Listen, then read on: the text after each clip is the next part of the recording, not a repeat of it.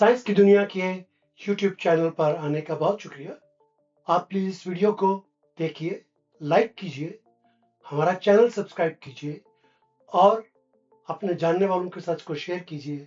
और हाँ, bell icon को दबाइए ताकि आपको फौरन हमारी नई वीडियोस की नोटिफिकेशंस मिल जाया करें। क्या आपने कभी सोचा है कि कुछ चीज़ें मसलन लोहे की कील, पत्थर, धात के सिक्के वगैरह पानी में क्यों डूब जाती हैं, लेकिन कुछ चीज़ें जैसे कागज़ या लकड़ी से बनी कश्ती या पतली सुई क्यों नहीं डूबती?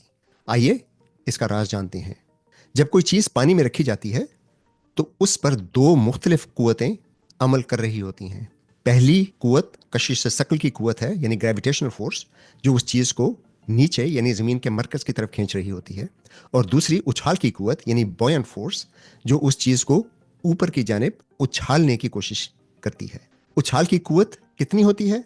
इसका इन्हिसार इस बात पर होता है कि उस चीज़ की कसाफत यानी डेंसिटी पानी की कसाफत से कम है या ज़्यादा। अगर हम पानी में कोई गेंद फेंकें जिसका वजन उस गेंद के हुज्म के बराबर पानी के वजन से ज्यादा हो तो वो गेंद डूब जाएगी। लेकिन अगर एन उसी साइज की गेंद हल्की हो और उसके हुज्म के बराबर पानी का वजन उस गेंद के वजन से ज्यादा हो तो वो गेंद तैरती रहेगी। इसे हम यूं भी कह सकते हैं कि अगर उस गेंद की कसाफत पानी की कसाफत से ज्यादा है तो गेंद डूब जाएगी, और अगर उस गेंद की कसाफत पानी की कसाफत से कम है तो वो तैरती रहेगी। ये असूल आर्शिमीदेस का असूल कहलाता है, जो आर्शिमीदेस ने हजारों साल पहले दरियाफ्त किया था।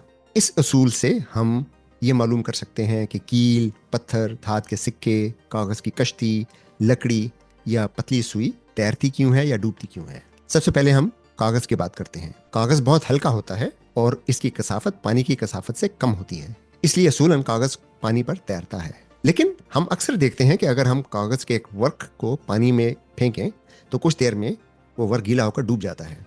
उसकी वजह यह है कि गीला होने से कागज में पानी जज्ब हो जाता है, जिससे कागज की कसाफत बढ़ जाती है और वो पानी में डूब जाता है। अगर इसी कागज को कश्ती की शक्ल में तह करके पानी पर रखा जाए तो कागज की कश्ती पानी पर तैरती रहती है। ये तजुर्बा हमें यह सिखाता है कि तैरने में किसी जिस्म की शक्ल और साख्त का भी किरदार होता है। लोहे का सिक्का पानी में डूब जाता है क्योंकि लोहे के सिक्के की कसाफत पानी की कसाफत से ज्यादा होती है, लेकिन लोहे या स्टील से बनी भारी भरकम कश्ती पानी पर तैरती है। लोहे का सिक्का इसलिए डूब जाता है कि सिक्का जिस कदर पानी को डिस्प्लेस करता है उस पानी का वजन सिक्के के वजन से कम होता है, इसलिए पानी इसे उछाल नहीं सकता और सिक्का डूब जाता है। जब लोहे की कश्ती को पानी पर रखा जाता है तो कश्ती की साख्त ऐसी होती है कि बहुत ज्यादा पानी को डिस्प्लेस करती है। चनाचे लोहे से बनी इस कश्ती का वजन उस डिस्प्लेस होने वाले पानी के वजन से कम होता है और लोहे से बनी ये कश्ती पानी पर तैरती रहती है। इस ज़िम्न में एक और दिलचस्प मिसाल पतली सुई की है। धात की बनी सुई की कसाफत पानी से ज्यादा होती है,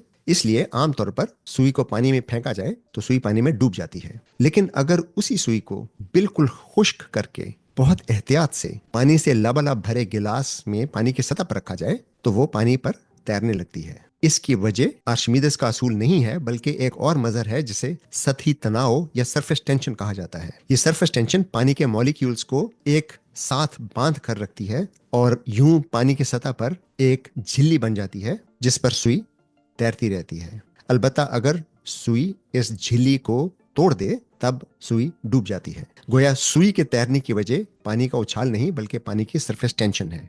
आर्शिमीदेस के असूल को हम एक और मिसाल से समझते हैं। लकड़ी के एक टुकड़े को अगर आप खिड़की से बाहर फेंकें तो वो नीचे जमीन की तरफ गिरता है। उसी लकड़ी के टुकड़े को अगर आप पानी से भरे तालाब की तह में छोड़ें तो वो लकड़ी ऊपर की तरफ उछलती है। इसकी क्या वजह है? इसकी वजह यह है कि लकड़ी की कसाफत हवा से ज्यादा है, इसलिए हवा में लकड़ी नीचे की तरफ जाती है। लेकिन लकड़ी की कसाफत पानी की कसाफत से कम है, इसलिए पानी में उछाल की कुव्वत उस लकड़ी को ऊपर की तरफ उछालती है।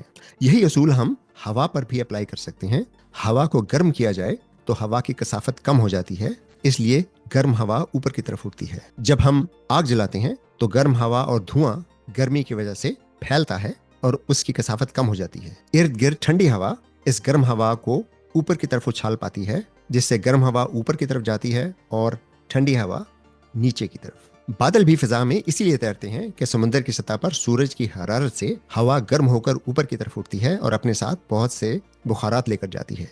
नमी से लदी ये हवा जब ऊपर जाकर ठंडी होती है तो हवा की नमी تکثیف کے پروسیس سے پانی کے چھوٹے چھوٹے قطروں اور برف کی کرسٹلز کی صورت میں اختیار کر لیتی ہے، اور اب یہ ہوا ہمیں بادلوں کی طرح نظر آنے لگتی ہے۔